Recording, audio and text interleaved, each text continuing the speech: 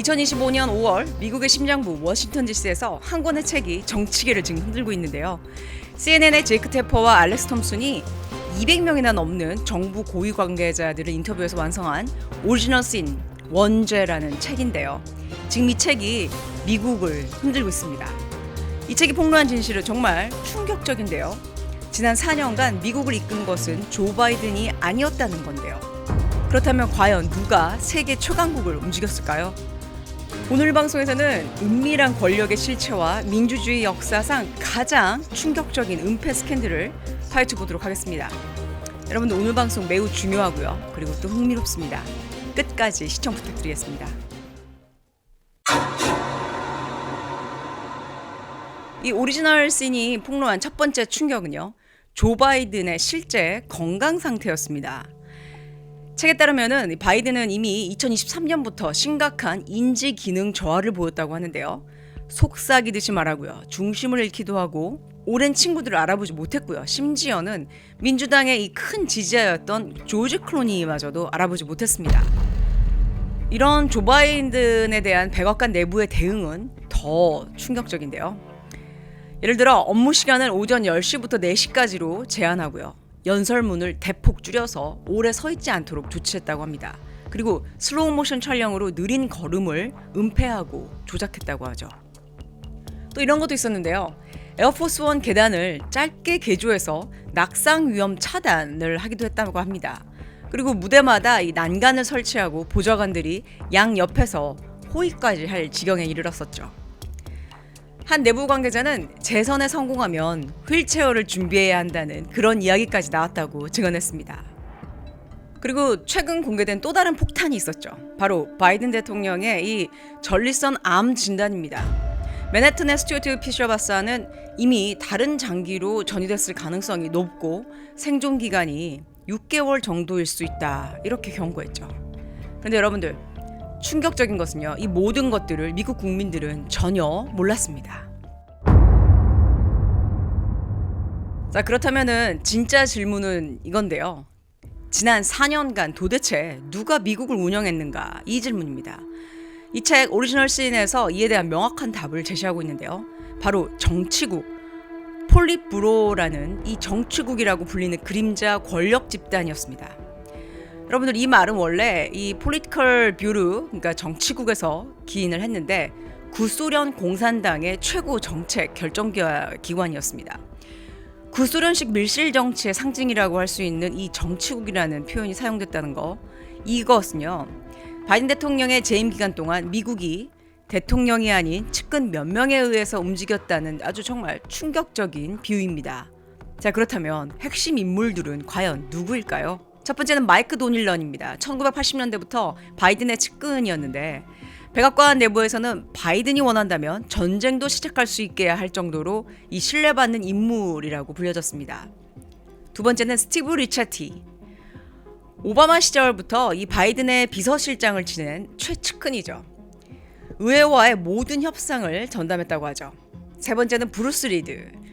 실질적인 국내 정책을 총괄하고요. 그의 그 손을 거치지 않고는 어떤 정책도 실행되지 않았다고 합니다. 자, 네 번째는 론 클레인인데요. 바이든 대통령의 이 전 비서실장이었죠. 바이든은 평소 이 사람만이 나보다 똑똑하다라고 공개적으로 말을 했다고 합니다. 자, 책의 핵심 증언을 살펴보겠습니다. 5명이 나라를 운영했고 조 바이든은 기껏해야 이사회의 고위 멤버 수준이었다. 이렇게 밝혔습니다. 더욱 충격적인 것은요. 이들이 각 부처 장관들과 상의 없이도 중대한 결정을 내렸다는 겁니다. 자, 한 내부자는 재무장관 옐런에게 이 전화 한 통 없이 중대한 경제 정책들이 결정됐다. 이렇게 폭로했습니다. 자, 정치국 외에도요. 또 다른 권력의 축이 있었죠. 바로 바이든 가족이었습니다. 제이크 테퍼는 직접 이렇게 증언했죠.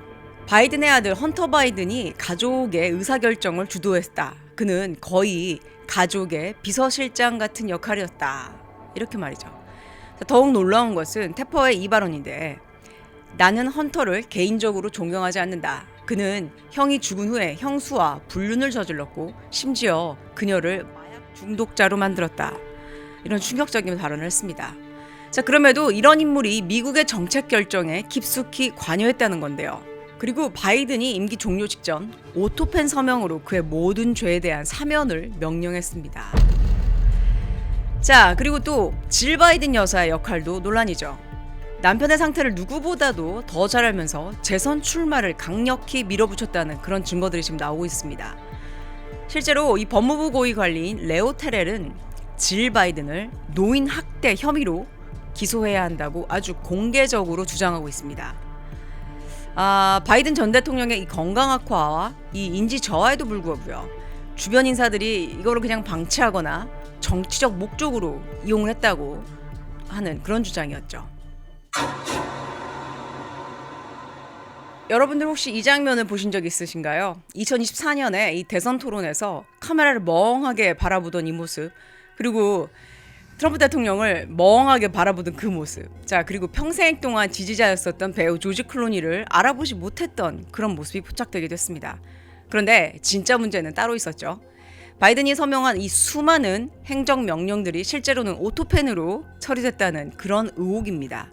여러분들, 제가 지난 방송에서 대한민국이 민간국가로 지정된 시점이 바로 오토펜 서명으로 이루어졌을 가능성이 아주 크다, 이렇게 말씀을 드렸었습니다. 그 방송 놓치지 말고 꼭 보시기 바랍니다. 공화당 하원 감시위원회 위원장 제임스 코먼은 바이든이 내용을 이해하지도 못한 채 자동 서명기로 처리된 문서들이 수없이 많다, 이렇게 주장했습니다.